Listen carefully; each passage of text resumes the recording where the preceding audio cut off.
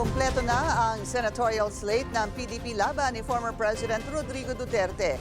Kilalanin ang dalawang bagong pambato ni FPRRD sa agenda report ni Hannah T. Kahit di magkakasama sa entablado, full force pa rin kumangampanya ang mga Duterte.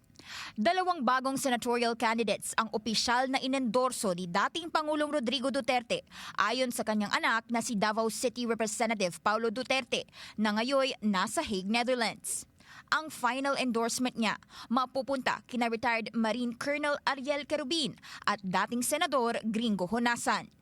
Ibig sabihin, expanded na ang original PDP laban Duterte slate sa 12. Pinapaalam niya sa buong sambayan ng Pilipino na patuloy po raw suportahan ang PDP laban Duterte Senators plus 2. Final niya in-endorse ngayon sa loob, pinapaalam sa inyo si Querubin pati si Honasan. Si Honasan ang nanguna sa isang signature campaign para ipanawagan sa ICC na ibalik sa Pinas ang dating Pangulo.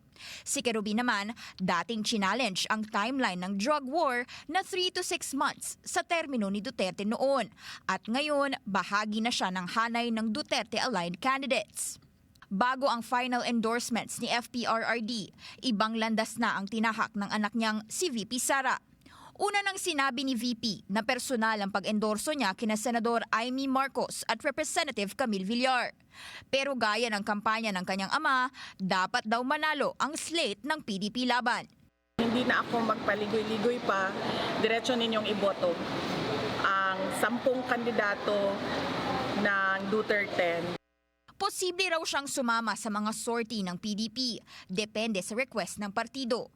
Maging ang bunso ni FPRRD na si Ketty, sasama na rin sa national campaign, di lang bilang isang Duterte, kundi bilang first-time voter na kaka-21 lang nitong Marso.